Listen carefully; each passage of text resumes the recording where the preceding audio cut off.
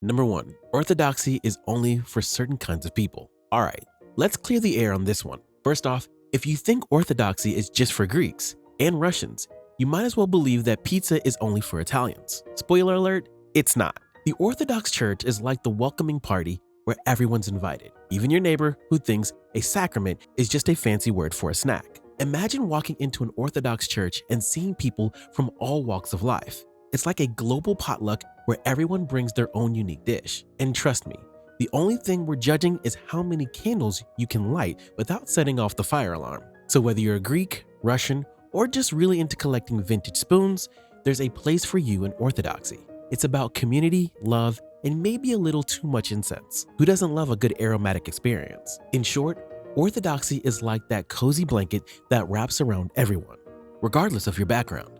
So come on in, the door's wide open, and we promise not to make you do the Greek dance.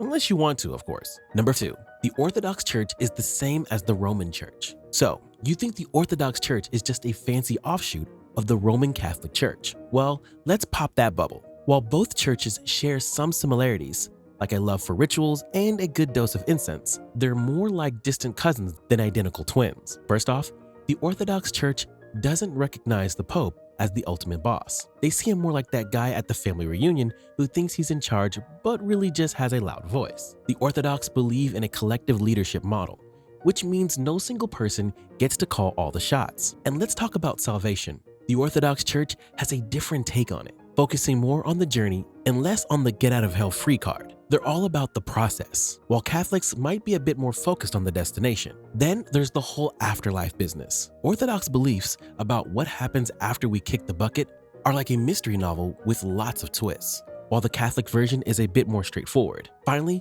it's been over 1,000 years since these two churches were on speaking terms. Talk about a long-standing family feud. So while you might find some common ground, don't confuse them for the same church. They're like two different flavors of ice cream. Both delicious, but definitely distinct. Number 3, the Orthodox Church worships images and idols. First off, calling Orthodox icons idols is like saying a selfie is the same as a family portrait. Totally different vibes. Icons are not just pretty pictures. They're more like windows to heaven. When Orthodox Christians honor an icon, they're not sending love to a piece of wood. They're connecting with the real deal, Jesus, the saints, and all those heavenly folks who've made it big time. While the whole idea of idolatry means worshiping something that's fake and phony, but for Orthodox folks, icons depict real people and events. Think of them as holy reminders, not replacements for God. It's like having a photo of your best friend. You don't think the photo is your friend, right? Plus, the church has a solid history of defending the use of icons, especially after the big iconoclast debates. Talk about a family feud. The incarnation of Christ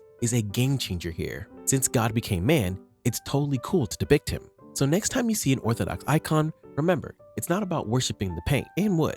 It's about honoring the divine reality they represent. Icons are like spiritual GPS devices, guiding believers toward a deeper connection with God and the saints. So let's give a round of applause for these heavenly windows, not a side eye. Number 4, Orthodox Christians believe they earn their way to heaven. Some folks think Orthodox Christians believe they can earn their way to heaven. But let me tell you, that's about as true as thinking you can earn a free vacation by doing chores. It's just not how it works. The Orthodox Church firmly believes that salvation is all about God's mercy, the kind of mercy that's like a free ice cream sundae on a hot day. We don't deserve it, we can't earn it, but boy, are we grateful for it. It's like that saying, God loves you just the way you are, but he loves you too much to let you stay that way. So, what's your role in all this? Well, it's kind of like getting a suntan. God's grace is shining on all of us, like a big old sun in the sky. But if we stay inside, all cozy in our comfort zones, we're not going to experience the benefits. We have to step out, open ourselves up, and let God's grace work its magic. It's not about earning points or climbing some spiritual ladder.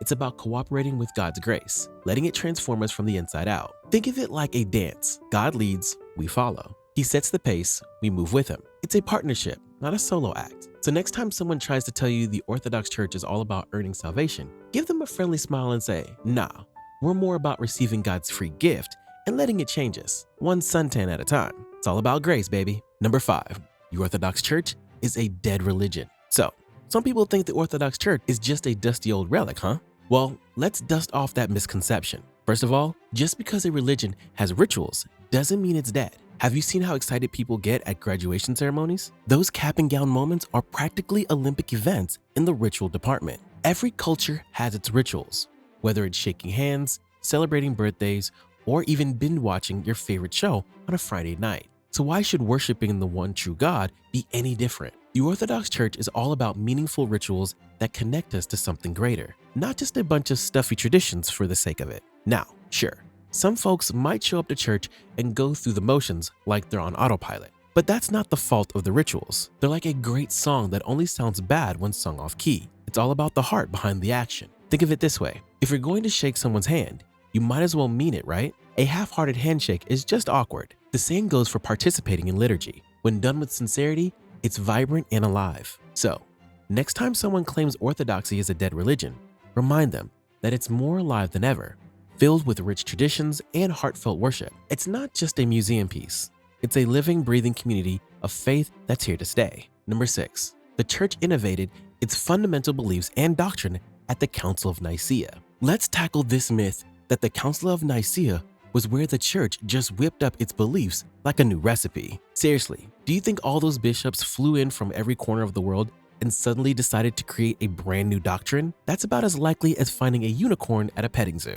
In reality, the Council of Nicea, held in 325 AD, was more like a family reunion where everyone agreed on what they already believed. The bishops didn't invent the Nicene Creed. They simply formalized what had been circulating for over 200 years. It's like a final agreeing on the lyrics to a song everyone already knows. No one's writing a new tune here. The church had a rich tradition of beliefs, rituals, and practices long before Nicaea. The creed itself was based on teachings that predate the New Testament. It's not like they pulled these ideas out of thin air. It's not a vacuum.